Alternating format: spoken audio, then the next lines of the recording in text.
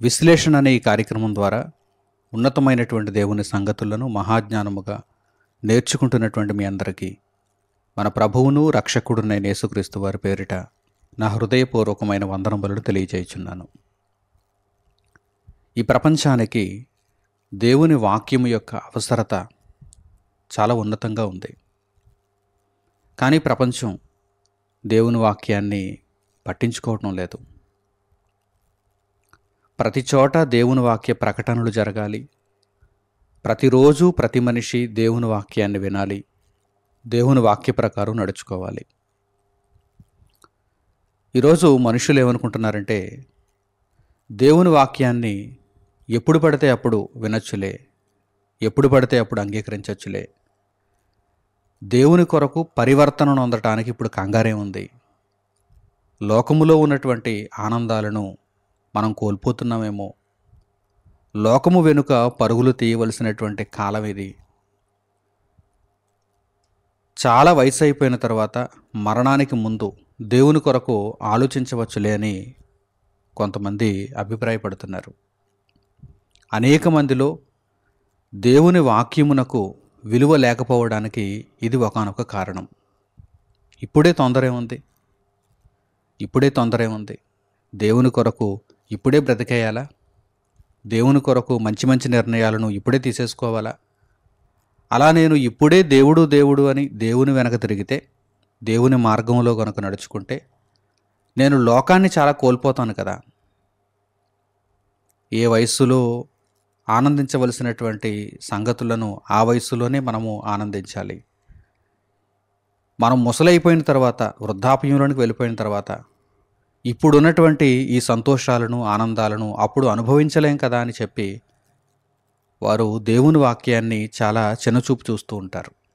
అటువంటి వారందరికీ కూడా పరిశుద్ధ గ్రంథంలో హెచ్చరికలతో కూడినటువంటి మాటలు రాయబడ్డాయి. దేవుని వాక్యాన్ని ఎప్పుడు మనం అంగీకరించాలి? ఏ వయస్సులో దేవుని యొక్క వాక్యమును మనము స్వీకరించాలి? దేవుని కొరకైనటువంటి బ్రతుకులోనికి రావాలి. ఈ విషయాలను గూర్చి పరిశుద్ధ గ్రంథంలో మనం ఆలోచన చేయగలిగితే చక్కగా దేవుడు జ్ఞానమును పొందుపరిచాడు. ఈరోజు ఈ పాఠ్యాంశంలో విశ్లేషణాత్మకంగా ఈ సంగతులను గురించి మనం ఆలోచన చేద్దాం.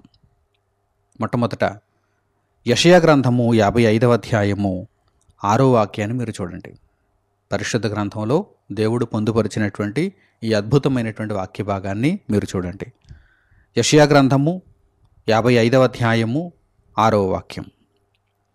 యెహోవా మీకు దొరకు కాలమునందు ఆయనను వెదకుడి, ఆయన సమీపములో ఉండగా ఆయనను వేడుకొనుడి. యెహోవా మీకు దొరకు కాలమునందు ఆయనను వెదకుడి. మీరు వెదికే కాలములో ఆయన మీకు దొరకడు. ఆయన మీకు దొరికే కాలములో మీరు వెదకాలి. ప్రకృతిలో కూడా ఎన్నో చెట్లు, ఎన్నో ఫలాలు, ఎన్నో పువ్వులు మనకు కనిపిస్తున్నప్పుడు అవి అన్ని కాలాలలో మనకు దొరకనప్పుడు ఏ కాలములో దొరికే వాటిని ఆ కాలములో మనం వెతుకుతాం. వేసవి కాలం వచ్చినప్పుడే మామిడి పండ్లను గురించి మనం ఆలోచించాలి, మామిడి పండ్లు తినాలని అనుకోవాలి. వర్షాకాలంలో అవి దొరకవు, శీతాకాలంలో అవి దొరకవు. అకాలపు కాయలు తప్ప విరివిగా దొరకవు. అలాగే పువ్వులకు, మిగిలినటువంటి ఎన్నెన్నో ఫలాలకు ఆయా కాలాలు ఉంటాయి. ఆ కాలాలలో మనం వెతికితే అవి మనకు దొరుకుతాయి. ఆ కాలాలలో మనం వెతకాలి. ఇప్పుడు ఆ విషయాన్ని మనము దృష్టిలో పెట్టుకొని ఈ వాక్య భాగాన్ని ఆలోచిద్దాం. జాగ్రత్తగా చూడండి. యెహోవా మీకు దొరకు కాలమునందు ఆయనను వెతకుడి. యెహోవా మీకు దొరకు కాలమునందు ఆయనను మీరు వెతకాలి. అంతే తప్ప మీరు ఎప్పుడు వెతికితే అప్పుడు ఆయన మీకు దొరకడు. ఎప్పుడు వెతికినా సరే ఆయన సిద్ధంగా ఉంటాడు, ఆయన మాకు దొరికేస్తాడు అని అనుకోవడానికి వీలు లేదు. మన దైనందిన కార్యక్రమాలలో కూడా ఎప్పుడు చేయవలసిన పని అప్పుడు చేయాలి. ఎప్పుడు మనము చేయవలసిన పని అప్పుడు చేయాలి. అడ్మిషన్కి ఒక కాలం ఉంటుంది, టీసీ తీసుకోవడానికి ఒక కాలం ఉంటుంది. అవునా కదా? ఈ విధంగా దేవుని దగ్గర కూడా మనము చక్కగా ఆలోచన చేయగలిగితే మనకు దేవుని వాక్యము ఎప్పుడు దొరుకుతుంది? దేవుని వాక్యంలోనే దేవుడు ఉంటాడు. దేవుడు మనకు దొరకాలంటే దేవుని వాక్యం మనకు దొరకాలి. దేవుని వాక్యం మనకు ఎప్పుడు దొరుకుతుంది అని మనం ఆలోచన చేస్తున్నప్పుడు మనము వెదికితే దొరికేది కాదు. ఆయన దొరికినప్పుడు మనం వెతకాలి. మాటలు అర్థం చేసుకుంటున్నారా?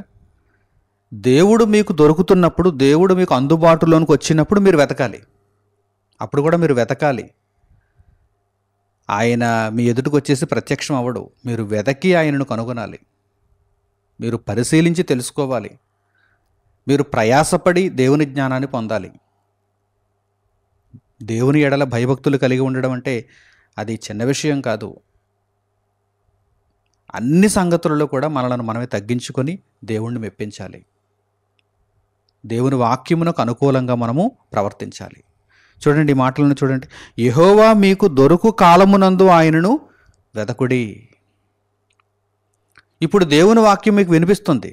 దేవుని వాక్యం మీకు అందుబాటులో ఉంది. మీరు వెతకటం లేదనుకోండి, తర్వాత మీరు ఎప్పుడో వెతుకుదాం అనుకుంటే ఆయన మీకు దొరకడు. ఆయన మీకు దగ్గరగా ఉండడు. ఆయన మీకు అందుబాటులో ఉండడు. ఆయన వాక్యం మీకు అందుబాటులో ఉండదు. అప్పుడు మీరు వెతికినా ప్రయోజనం లేదు. కనుక దేవుని వాక్యము మనకు దొరుకుతుంది, అందుబాటులో ఉంది, సమీపముగా ఉంది అన్నప్పుడు వెంటనే మనము జాగ్రత్త పడాలి. ఇదిగో, నేను ఇప్పుడే దేవుని వాక్యాన్ని నేర్చుకోవాలి. నేను ఇప్పుడే దేవుని యొక్క వాక్య ప్రకారం ప్రవర్తించాలి.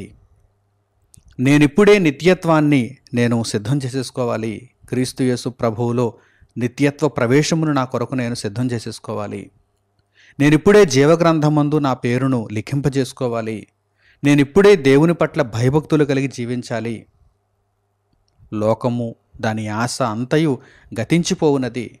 దాని మీద నేను ఆలోచన పెట్టుకోకుండా, ఇదిగో దేవుడు నాకు దొరుకుతున్నాడు, దేవుని వాక్యం నాకు అందుబాటులో ఉన్నది, కనుక ఇప్పుడు నేను వెదకి ఆయనను దక్కించుకోవాలి. ఆయన మాటలను నేను సొంతం చేసుకోవాలి. ఆయన కొరకు నేను జీవించాలి అనే ఒక మంచి నిర్ణయాన్ని ప్రతి ఒక్కరూ కూడా సకాలంలో తీసుకోవాలి. చూడండి, వ్రాయబడిన మాటలు చూడండి. యెహోవా మీకు దొరుకు కాలమునందు ఆయనను వెదకుడి, ఆయన సమీపములో ఉండగా ఆయనను వేడుకొనుడి. దూరంగా ఆయన వెళ్ళిపోయాడు అనుకోండి, ఆయనకు దూరంగా మనం వచ్చేసాం అనుకోండి, మనం వేడుకున్నా, మనము అడిగినటువంటి ఆ మాటలను ఆయన వినేటువంటి పరిస్థితి ఉండదు. ఆయనను ఎప్పుడు మనం వేడుకోవాలి? సమీపముగా ఉన్నప్పుడు. అంటే ఆయనతో మనకు సన్నిహిత సంబంధం ఉన్నప్పుడు.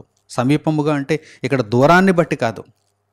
పరలోకంలో ఆయన ఉన్నాడు, భూమి మీద మనం ఉన్నాం, దూరంగానే ఉన్నాం. కానీ భక్తిలో మీరు దగ్గర అయిపోవాలి. మీ ప్రవర్తనలో మీరు దేవునికి దగ్గర అయిపోవాలి. ఆయనకు మీరు సమీపముగా ఉన్నప్పుడు, ఆయన మీ సమీపముగా ఉన్నప్పుడు, అంటే ఇద్దరి మధ్య అవినాభావ సంబంధం ఉన్నప్పుడు, పరలోకమందున్న దేవునికి మనకు మధ్య గొప్ప సంబంధం ఉన్నప్పుడు, ఆయన సమీపముగా ఉన్నప్పుడు మనం ఏం చేయాలి? ఆయనను వేడుకోవాలి. ఆయన దూరం అయిపోతే, లేక మనం ఆయనకు దూరం అయిపోతే వేడుకోగలమా? వేడుకున్నా ఆయన వినే పరిస్థితి ఉంటుందా? గమనించండి. అంటే జీవితం అంతటిని లోకము కొరకు మీరు అర్పించుకున్న తర్వాత, ఇక చివరిగా ఒకరోజు 2 రోజులు దేవుని కొరకు నేను ఆలోచించి చచ్చిపోదాం అనుకుంటే, మీకు అటువంటి ప్రవర్తన వలన ఎటువంటి ఫలము కూడా కలుగదు.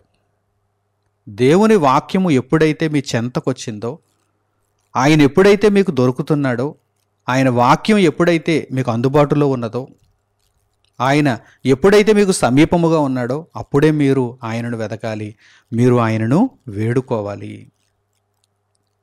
అంటే ఒక రకంగా ఇది చిట్ట చివరి అవకాశముగా మనకు కనిపిస్తుంది. దేవుని వాక్యం ఎప్పుడు పడితే అప్పుడు మనకు దొరకదండి. దేవుడు ఎల్లకాలము మనకు సమీపముగా ఉండడండి. మనము దేవుని చిత్తానుసారముగా నడుచుకున్నప్పుడు మాత్రమే ఆయనకు మనము సమీపముగా ఉండేటువంటి అవకాశం ఉంది తప్ప, మన ఇష్టానుసారంగా మనం బ్రతుకుతున్నప్పుడు ఎల్లకాలము ఆయనకు మనము సమీపముగా ఉంటాము అని అనుకోవటం పొరపాటే. ఆయనకు దూరం అయిపోయేటువంటి పరిస్థితి ఉంటుంది. ఆయన కొరకు బ్రతకని వారు ఆయనకు దూరం అయిపోయేటువంటి పరిస్థితి ఉంటుంది. కనుక దేవుడు ఇప్పుడు మనకు సమీపముగా ఉన్నాడని మీరు భావిస్తున్నప్పుడు, దేవుని వాక్యం నాకు దొరికింది, దేవుని వాక్యం నాకు ఇప్పుడు అందుబాటులో ఉంది అని మీరు భావించినప్పుడు వెంటనే ఆయన వాక్యాన్ని మీరు అంగీకరించాలి. ఇది ఒక గొప్ప అవకాశం, చిట్ట చివరి అవకాశం, ఆఖరి అవకాశం. దేవుని వాక్యం మనకు అందుబాటులోనికి వచ్చింది అంటే ఇది ఎల్లవేళలా ఉండబోదని మనం గ్రహించిన వారమై, నిజంగా మనం చాలా అదృష్టవంతులం. దేవుని వాక్యము మన చెవిన పడింది, దేవుని వాక్యాన్ని మనము ఈరోజు వినగలుగుతున్నాం, చదవగలుగుతున్నాం, నేర్చుకోగలుగుతున్నాం, వాక్య ప్రకారం బ్రతకగలుగుతున్నాం అంటే నిజంగా దేవుడు మనకు అనుగ్రహించిన కృప అని చెప్పి మనము వెంటనే ఆయనను వేడుకోవాలి, ఆయన వాక్యాన్ని అంగీకరించాలి, ఆయనను వెతకాలి, ఆయనను గూర్చి పరిపూర్ణంగా మనం తెలుసుకోవాలి. ఈ అవకాశాన్ని చేజార్చుకుంటున్నటువంటి ఎందరో ఎందరో ఎందరో దేవుని వాక్యానికి దూరం అయిపోతున్నారు. దూరం అయిపోయిన పరిస్థితుల్లోనే శరీరాన్ని విడిచిపెడుతున్నారు, ఈ లోకాన్ని విడిచి వెళ్ళిపోతున్నారు. మీకు అర్థమవుతుందా? ప్రతి ఒక్కరి జీవితాలలో కూడా ఏదో ఒక సందర్భంలో దేవుడు వారికి సమీపంగా వస్తున్నాడు, దేవుని వాక్యం వారికి సమీపంగా వస్తుంది. కానీ వారు దానిని కాలదనుకుంటున్నారు. వేటిని కోరుకుంటున్నారు? లోక సంబంధమైనటువంటి భోగభాగ్యాలను కోరుకుంటున్నారు, సుఖ సంతోషాలను కోరుకుంటున్నారు, లోకములో ఉన్నటువంటి ఈవులను కోరుకుంటున్నారు. వాటిని కోరుకుంటూ దేవుణ్ణి దూరం చేసుకుంటున్నారు. దేవుని వాక్యం చెప్పేవారు చెంతకొస్తే వారు కాదనుకుంటున్నారు, దేవుని వాక్యం వినిపించే పరిస్థితులుంటే వారు కాదనుకుంటున్నారు. అంటే వారి జీవితాలలో వారికి దేవుడు అనుగ్రహించినటువంటి ఈ గొప్ప అవకాశాలను వారు చేజార్చుకున్నారు. వారికి మరి దొరకదిక, దేవుని వాక్యము మరి దొరకదు, దేవుడు వారికి మరి సమీపముగా ఉండబోడు. ఎల్లవేళలా దేవుని వాక్యం మనకు అందుబాటులో ఉంటుందని మీరు చెప్పగలరా? నేను కాదనుకుంటూనే ఉంటాను, దేవుని వాక్యం నా దగ్గరకు వస్తూనే ఉంటుంది అని ఎవరైనా చెప్పగలరండి? లేదు. దేవుని వాక్యము మనకు ఒక అవకాశముగా దొరుకుతుంది. దేవుని వాక్యము మనకు ఒక అవకాశముగా దొరుకుతుంది. ఆ అవకాశాన్ని వెంటనే మనం అందిపుచ్చుకోవాలి. ఒకసారి దేవుడు తన మాటలను సత్యమైనవిగా వినిపిస్తాడు, గొప్ప బోధగా వినిపిస్తాడు. మారు మనసు నొందుతాడా, మారు మనసు నొందుతుందా అని దేవుడు ఎదురు చూస్తాడు. కానీ పట్టించుకోలేదనుకోండి, ఏ మనిషి అయితే దేవుని వాక్యాన్ని పట్టించుకోలేదో ఇక వారి చెంతకు దేవుని వాక్యాన్ని పదే పదే తీసుకుని వెళ్ళటం వలన ఉపయోగం ఏముంది? అలాగని దేవుని వాక్యం ఏమైనా విలువ లేనిదా, ఎందుకు పనికిరానిదా? కానే కాదు. లోకములో ఉన్న అన్నింటికంటే గొప్ప విలువతో కూడుకున్నది. కనుక దేవుడు ఒకసారి చెబుతాడు, రెండుసార్లు చెబుతాడు, ఆ తర్వాత ఇక విడిచిపెట్టాలి అనుకుంటాడు. ఎన్నిసార్లు చెబుతాం? ఇక నా మాటలంటే గిట్టవలో ఉంది, నేనంటే ఇష్టం లేదులో ఉంది, సత్యమును గూర్చినటువంటి ఆలోచన వారికి లేనట్టుంది, సరే విడిచిపెట్టేద్దాం అనుకుంటాడు దేవుడు.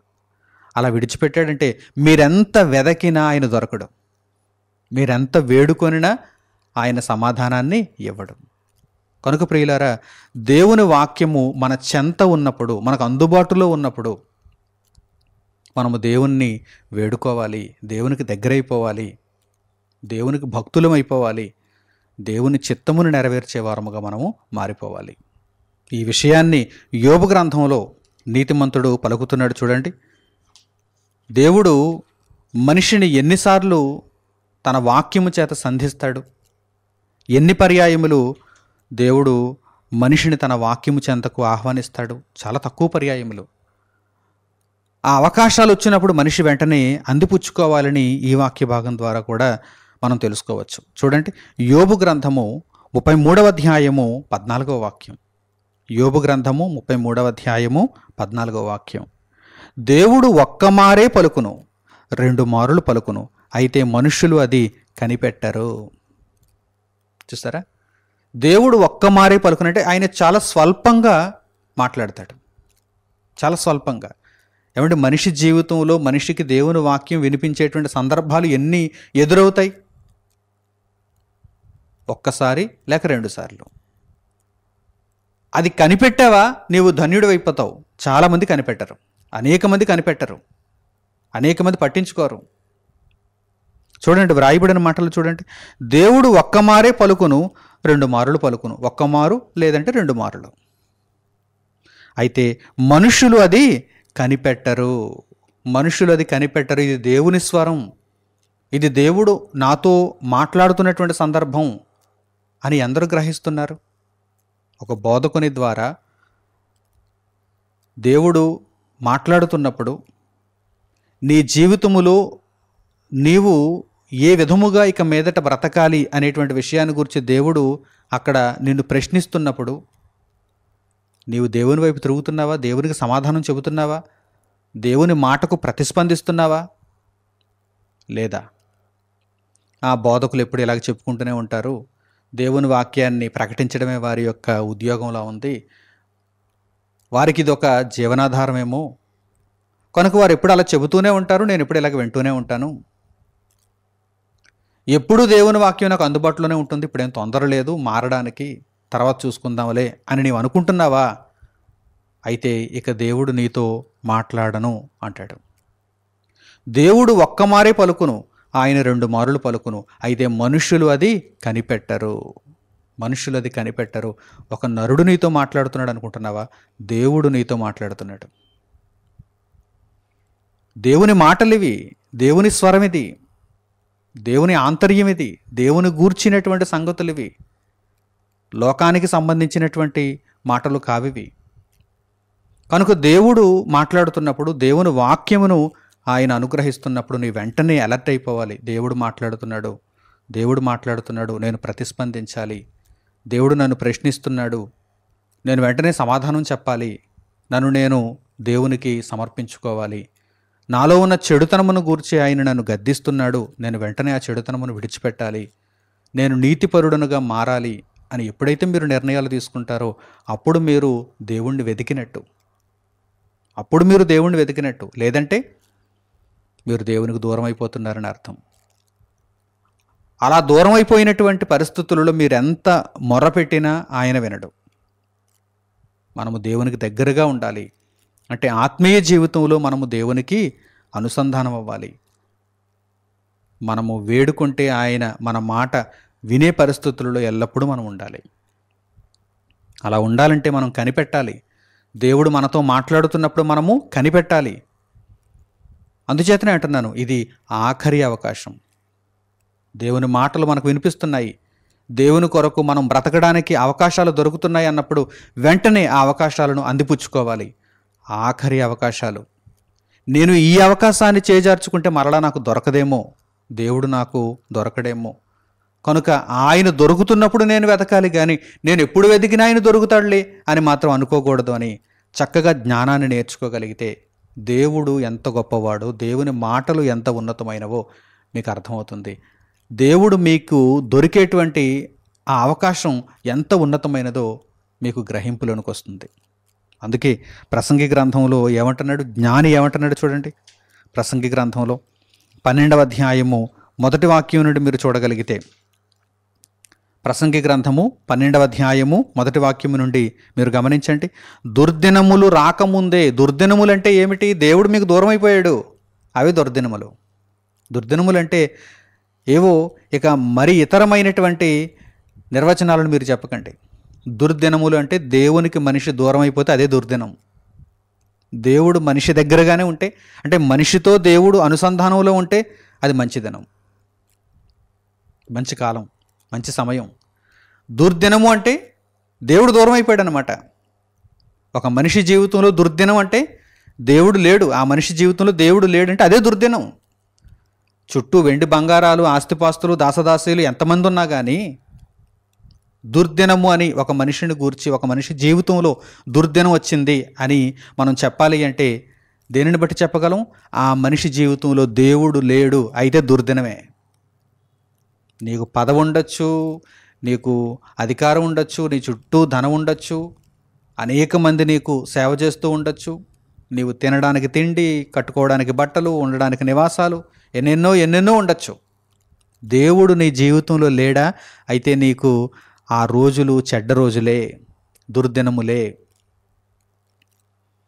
అందుచేతనే దేవుడు నీకు దొరికే కాలంలో నీవు వెదకు, ప్రయాసపడు.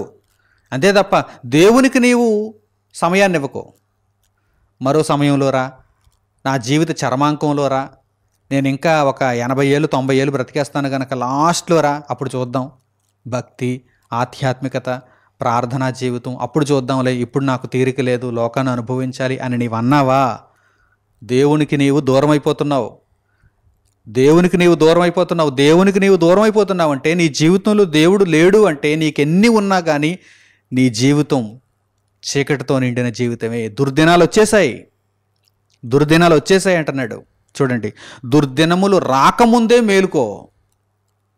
దుర్దినములు వచ్చిన తర్వాత ఏం చేయలేవు. దేవుడు దూరం అయిపోయిన తర్వాత ఇక దేవుడు నీకు దొరకకపోతే, నీవెంత వెదకినా దేవుడు దొరకకపోతే ఏమి చేయలేవు.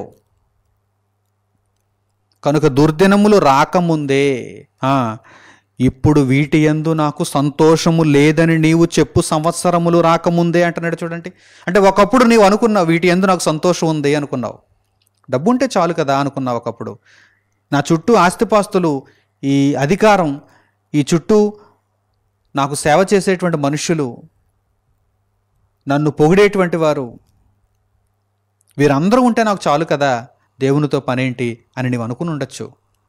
అప్పుడు నీవు వాటి యందు సంతోషం ఉందనుకున్నావు. ఇప్పుడు మరలా ఏమంటున్నావు?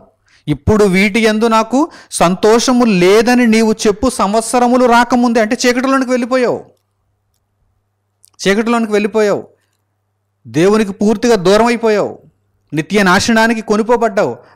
అటువంటి కాలము, అటువంటి సందర్భం రాకముందే తేజస్సునకును సూర్య చంద్ర నక్షత్రములకును చీకటి కమ్మకముందే ఒక గొప్ప తేజస్సు నీ ముందుంది. ఇప్పుడు దేవుని వాక్యం గొప్ప వెలుగుతో కూడుకున్నది. ఆ దేవుని వాక్యాన్ని కాదనుకుంటున్నావా? ఒక్క మారు పలుకుతున్నాడు ఆయన, 2 మార్లు పలుకుతున్నాడు ఆయన, అంటే స్వల్పంగా పలుకుతున్నాడు అని అర్థం. అవకాశాలు అరుదుగా వస్తున్నాయని అర్థం. విరివిగా వస్తున్నాయి అవకాశాలు? లేదు, అరుదుగా వస్తున్నాయి. అరుదుగా వస్తున్నటువంటి అవకాశాలను అందిపుచ్చుకోవాలి. లోకంలో మనుషులు ఏమనుకుంటారంటే, ఇదిగో ఇది మంచి అవకాశం, అది మంచి అవకాశం అని లోక సంబంధమైన వాటిని గూర్చి మాట్లాడుకుంటూ ఉంటారు. ఒక బైక్ కొనేసుకోవాలి, తక్కువ రేట్లో ఉంది, ఇదే మంచి అవకాశం అంటారు, ఆఖరి అవకాశం. ఒక బ్యాంకులో ఈ పథకం తీసేసుకోవాలి, ఇదే ఆఖరి అవకాశం, లాస్ట్ డేట్ అంటే క్యూ కట్టేస్తారు. ఒక ఇన్సూరెన్స్ కంపెనీలో ఈ పాలసీ తీసుకోవడానికి ఇదే ఆఖరి అవకాశం అంటే క్యూ కట్టేస్తారు. ఆధార్ కార్డులో మార్పులు చేర్పులు ఇదే ఆఖరి అవకాశం అంటే క్యూ కట్టేస్తారు.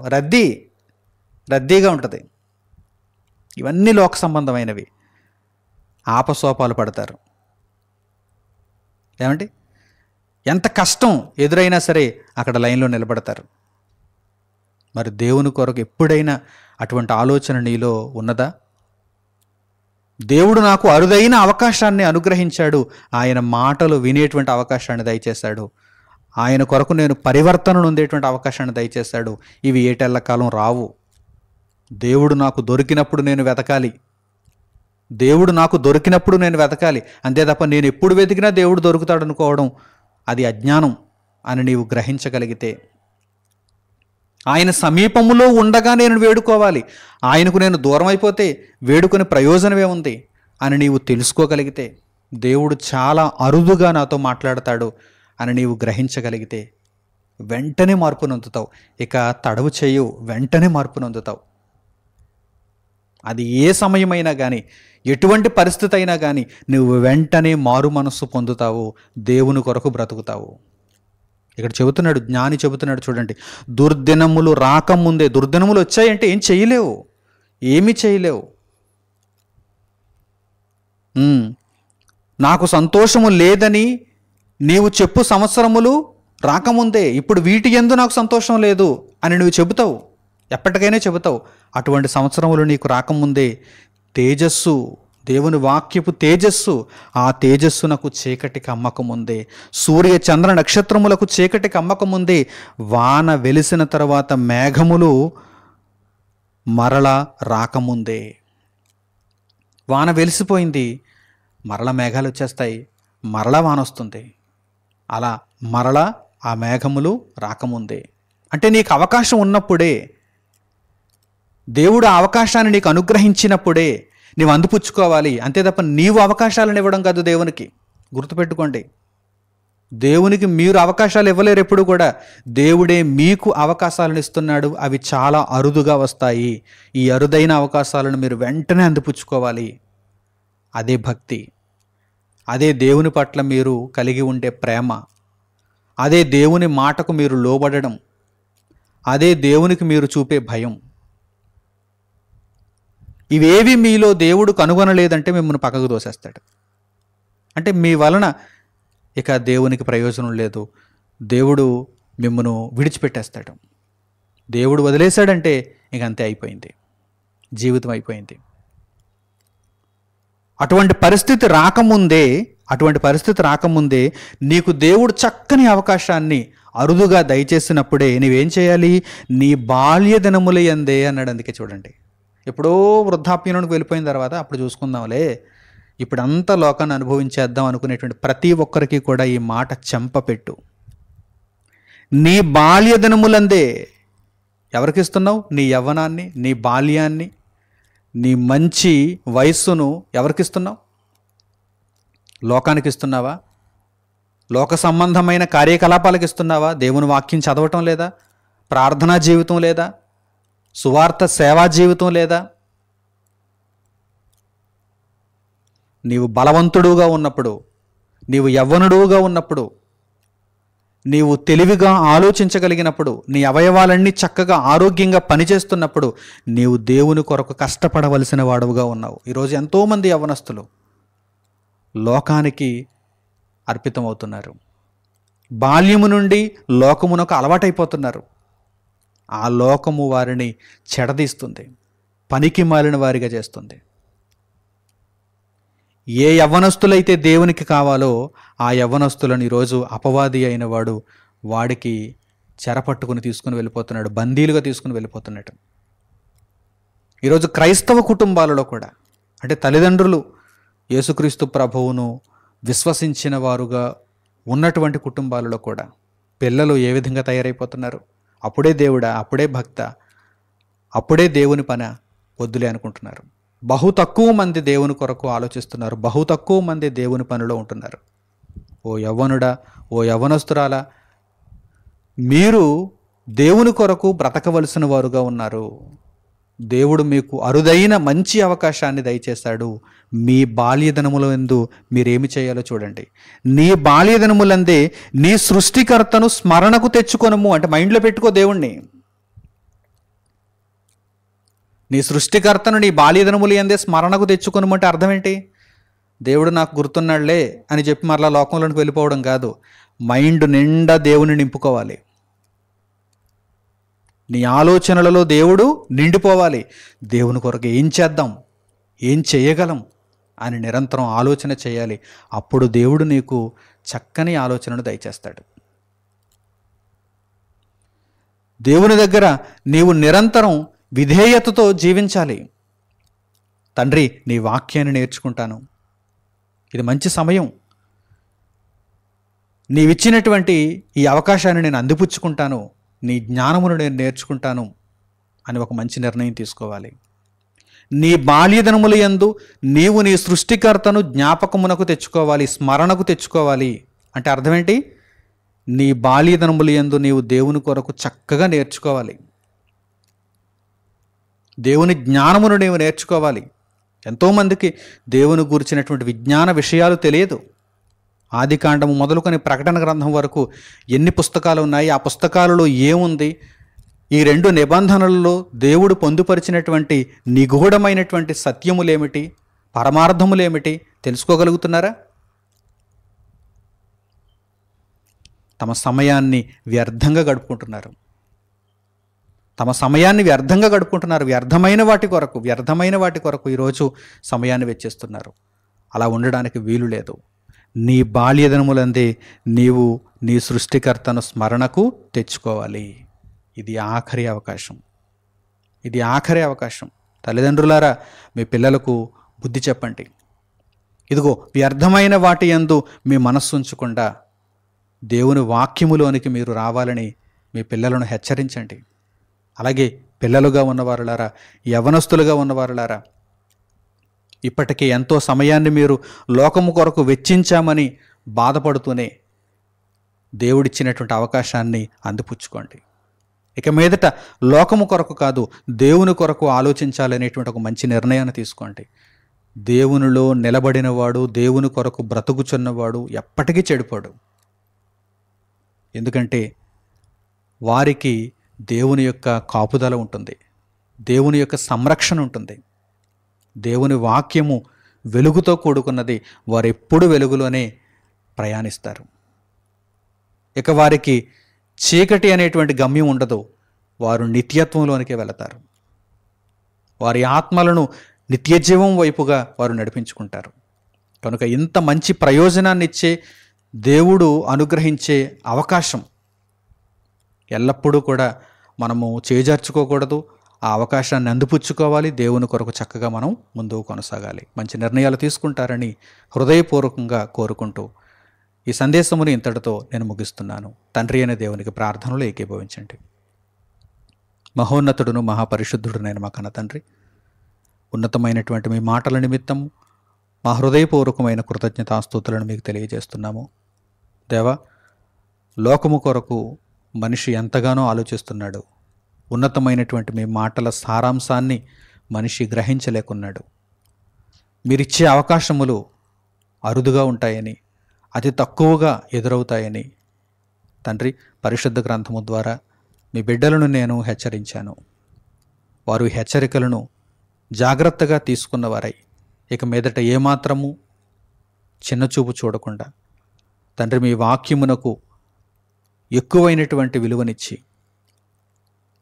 తక్షణమే మీరిచ్చినటువంటి అవకాశాన్ని అందిపుచ్చుకున్నవారై మీ కొరకు నిలువబడుటకు, మీ కొరకు బ్రతుకుటకు మంచి నిర్ణయాలు తీసుకునే నిమిత్తము వారికి సహాయం చేయండి. నాయనా, మీ కొరకు బ్రతికినటువంటి ప్రతి ఒక్కరూ, మీ చిత్తమును నెరవేర్చుచున్నటువంటి వారందరూ అంతము వరకు రక్షణను కాపాడుకున్నవారైతే ఉన్నతమైనటువంటి ఫలమును నిత్య జీవముగా పొందుతారని తండ్రి పరిశుద్ధ లేఖనముల యందు మేము గ్రహించిన దానిని బట్టి ఆ మాటలకు తండ్రి ఎల్లప్పుడూ మేము విధేయులమై మీ చిత్తానుసారముగానే మా జీవితములను కొనసాగించుకొనగలుగుటకు మాకు శక్తిని, జ్ఞానమును, ఓర్పును అనుగ్రహించమని మిమ్మల్ని వేడుకుంటూ మా ప్రార్థన మనవులను మా ప్రభువును మా రక్షకుడునైన యేసుక్రీస్తు వారి పేరిట మిమ్మల్ని వేడుకొనిచున్నాము తండ్రి. ఆమేన్. అందరికీ వందనములు. సెలవు.